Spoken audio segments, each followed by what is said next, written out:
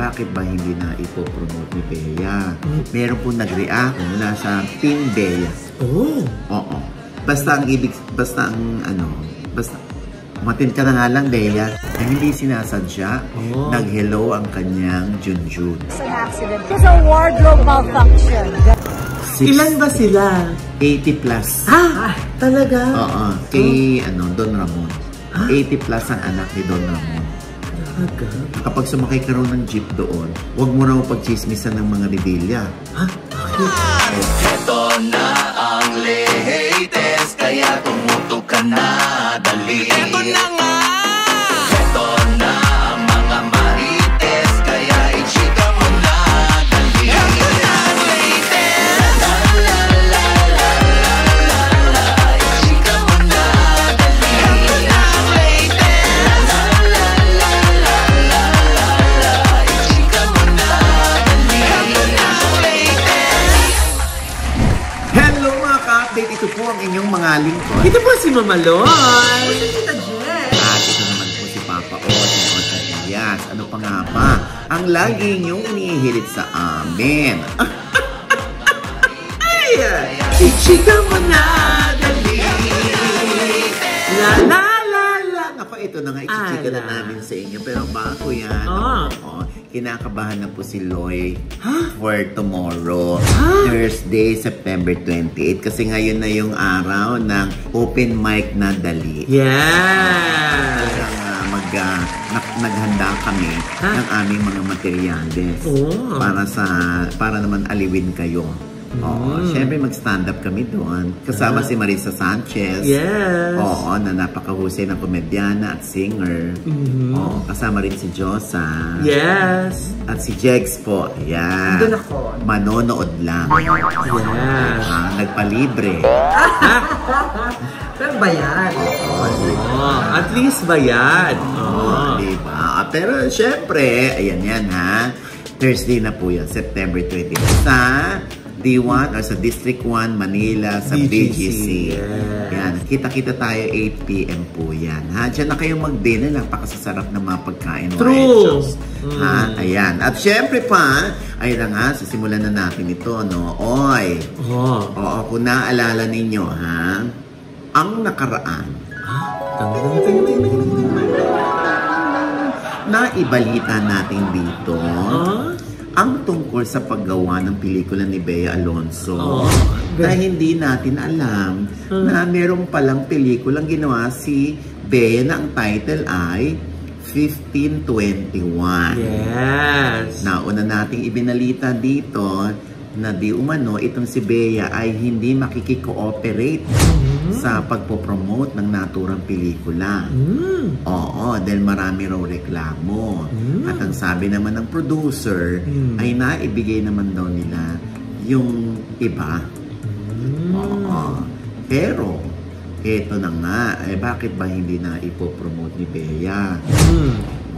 Ayan. So, meron po nag-react mula sa staff ni Bea Alonzo, mula sa Team Bea.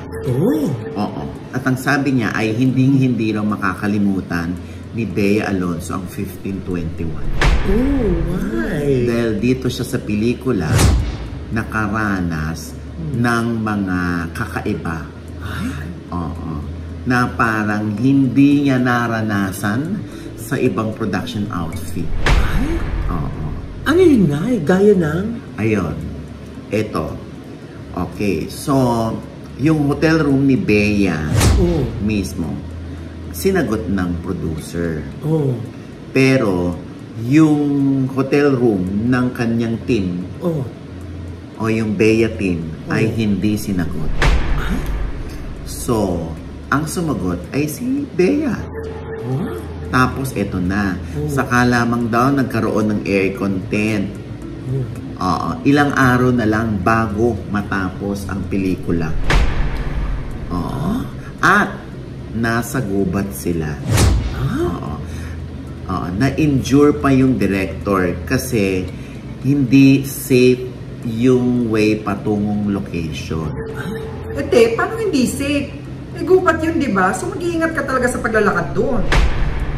May point naman si Jex, no? Pero Siguro ang kulang lang dito yung mga nag-a-assist para wag mo kayong dadaan dito or maghahatid. Kasi kinabisan muna o nag-ocular na yung staff patungo dun sa location. Correct. Oo. Since nag-ocular na sila, ay sasamahan nila lahat ng artista doon. Yung director pa mismo yung nasugatan. Oo. Eto pa, yung costume ni Bea, siya pa ang nagpagawa. Ay, bakit? Dapat ang production yun, ha? Oo. Oo. At eto pa, yung director nasugatan, na-injure. Na-injure din ang mga talents kasi yung mga itak na ginamit, totoo. Ay. Mahihiwa ka nga nun. Oo naman. At saka kung pinang-aaway-aaway niyo yun, hindi magkakasugatan nga kayo. Nakakaloka. Pero bayad naman siguro yung mga talents dyan, no? Naku, nabanggit mo yan, ano? Oo. Hindi daw bayad ang mga talents. Oo. Sinabi pa raw ng producer sa ibang talents or dancers na, hoy, mag-talent kayo dyan, ha? Pero walang bayad. Pero, magkakaroon kayo ng chance magpa-picture kay Bea. Ha? Taray, palit picture? Diba? So, ito pa, yung mga hotel rooms na kanilang inistayan kasama ng room ng director. Oo. Detabo. Ah, talaga? Walang shower? Kate, detabo. Saan ba yan? Di ba ginanap nga itong shooting na to sa Palawan? Pero may mga hotel rooms naman daw doon na de-shower. Kaso sa Ditabo sila? Sa Ditabo sila. Totoo ba yan? Buti na lang hindi sa Diigib. Tabo pa din siya. Detimba. Detimba. Tsaka de-container. Eto pa. Mga ilaw, cameras, etc. Provided lang ng director. At yung mga ilaw na ginamit, pucho-pucho. Mahihinang klase daw. Parang hindi pang shooting. So, pang vlog lang yan, no? Ha? Sabi mo. Hindi. Ring light? Mga ganun siguro. Pang live selling.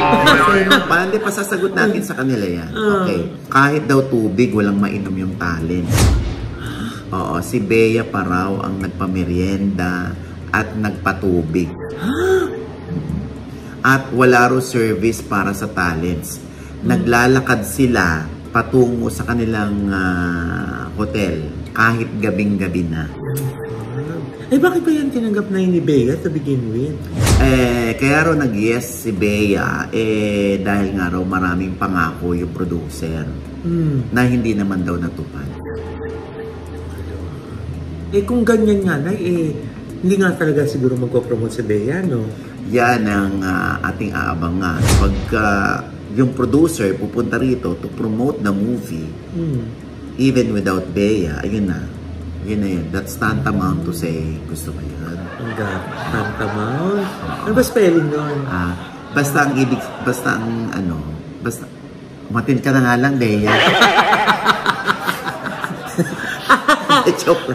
Hindi.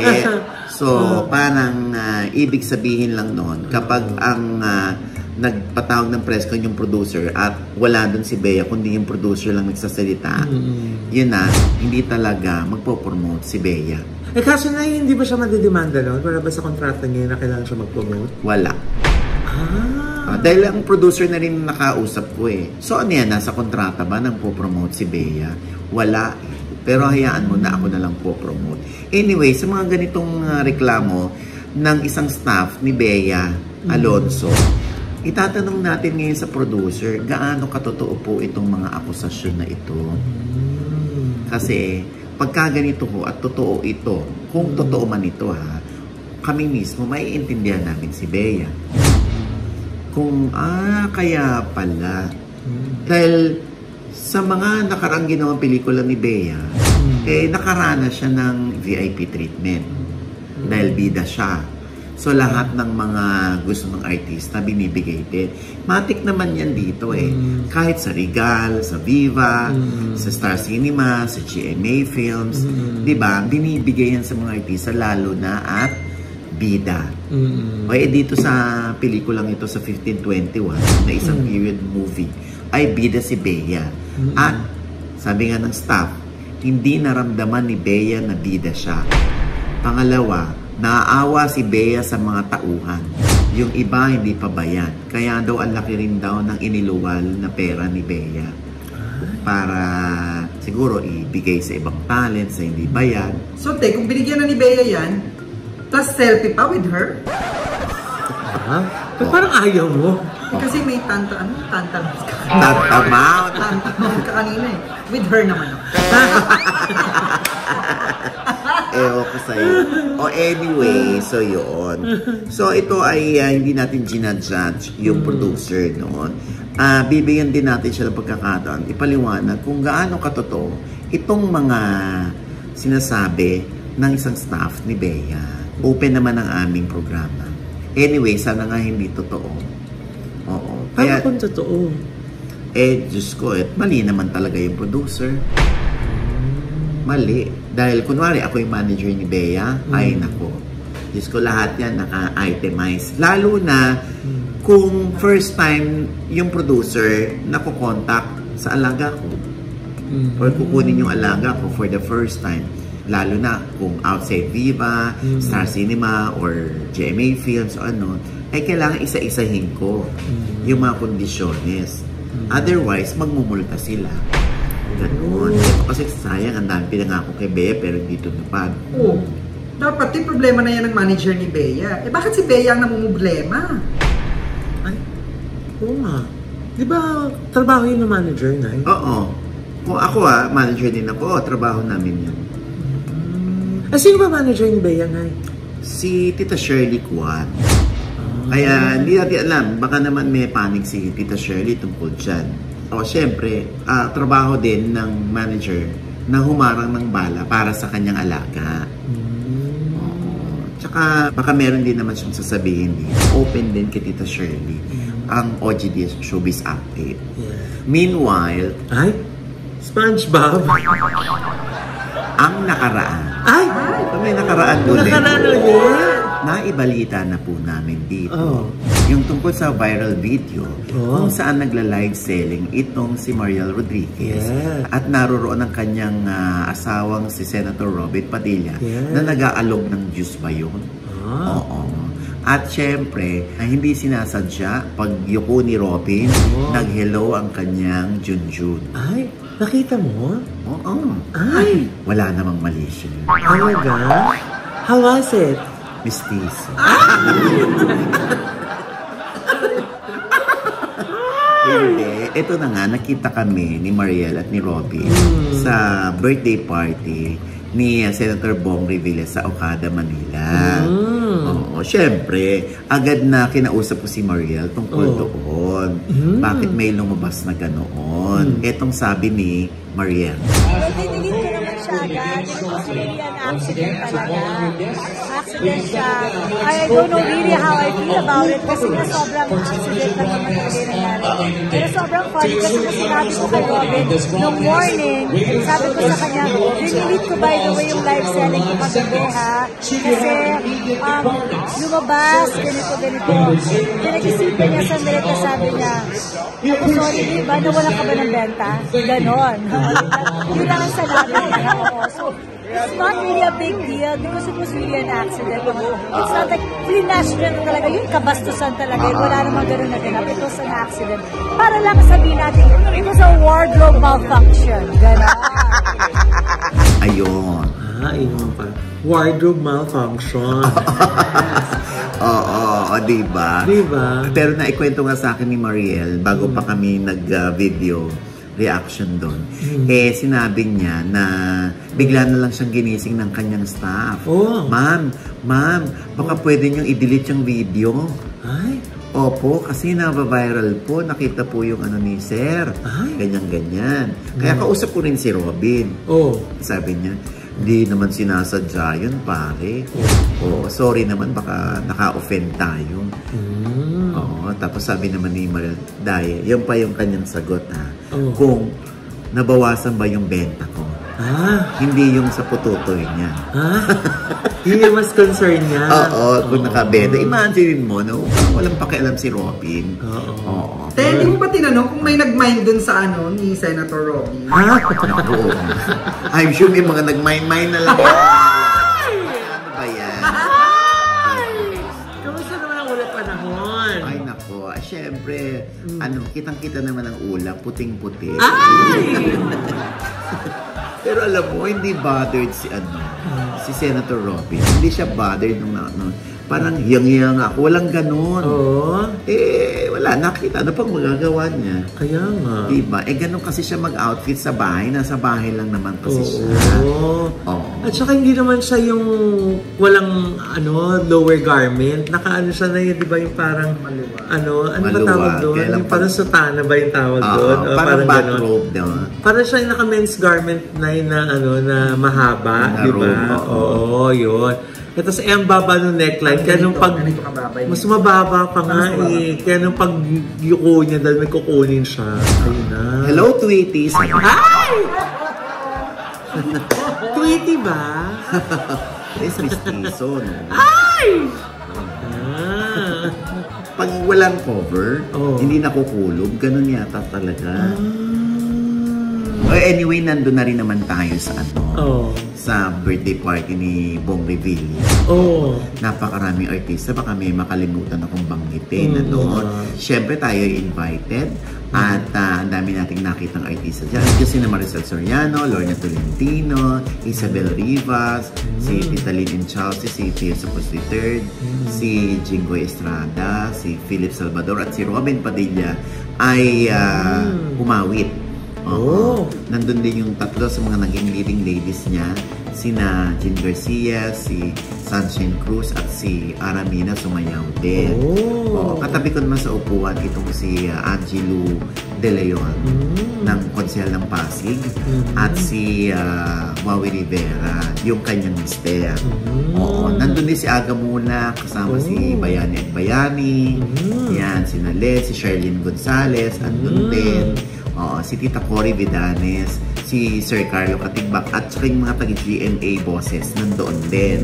Dumating din si Gabi Concepcion, Don Sulueta, Jackie Lu Blanco, Ricky Davao, Christopher De Leon, Ami Perez, Gina Alahar, Annabel Rama, Eddie Gutierrez, Rufa Gutierrez, Richard Gutierrez, Gardo Versosa, Nino Mulak, Long Mejia, Betong, Jimmy Santos, Isa Calzado, Sanya Lopez, Rochelle Pangilinan, Rabia Mateo. Daming artista, yung iba hindi ko na nakunan, sorry ha. Kasi nga di ba, aside from yung 57th birthday niya, celebrating din siya ng kanyang 50th year. 50th year sa industry. So 7 years old pa lang siya, artista na siya? Oo, di ba pinag-e-extra ng aso ng kanyang ama? Si Don Ramon Revilla Sr. Siyempre, ano yung pamilya niya? Si Lani, ang mga anak nila, Apo, nandyan din, ayan. Tapos may mga senador din nandun, si Loren Legarda, si Grace Po, si Senator Bato, Senator Bongo, si Speaker Romualdez, Chisa Escudero, Senator Mig Subiri, Raffy Tulfo, Manny Pacquiao, Mark Villar, at Win Gatchalian. Tapos, sina Gladys Reyes, Herlyn Bautista, at si Federico Moreno. Nakita rin natin magkasamang dumating sina Vong Navarro at Jong Hilario, kasama si Jeffrey Tam at ang may bahay nito. Daming artista, nakalimutan ko na iba, my God. I'm sure hindi mo na ikot yung buong ballroom. Hindi na ako umiikot, mukha naman akong diba? Baka may bumili ng sigarilyo sa akin. Siyempre, casino rin mo. So, diba? At siyempre, ipalalabas yun sa GMA. Yung kinunan doon. Kasama ka doon, Nay? Oo. Ako nag-interview kay Senator Bong. At umiyak siya. Kung bakit siya umiyak, panoorin niyo po sa isang special na presentation ng kanyang kaarawan at kanyang 50th anniversary sa showcase sa GMA 7. Ito na nakakaloka dahil Merong speech si Bong Revilla. Oo, pinasalamatan niya lahat ng mga dumalong, mga friends niya, mga pamilya, anak, tapos yung mga kapwa niya politiko na naroroon. Meron lang yung linya siya na natawa ko. Ano yun?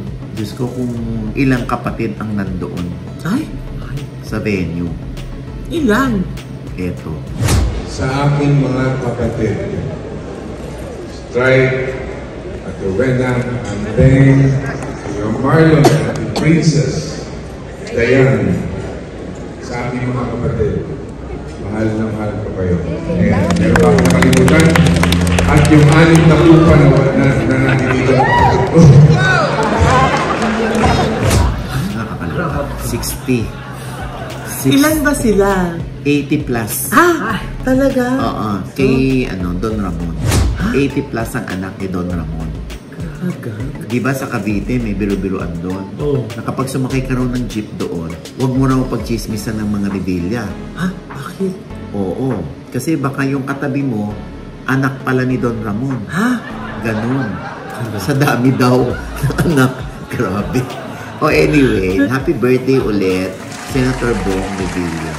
Happy birthday po! Siyempre, gusto kong palakpakan si Lani Mercado. Alam mo yun, ramdam ko sa kanya na kahit anong laban sa buhay, kahit anong problema sa pamilya, siya yung dahilan kung bakit kumakapit sila sa isa't isa. Oo.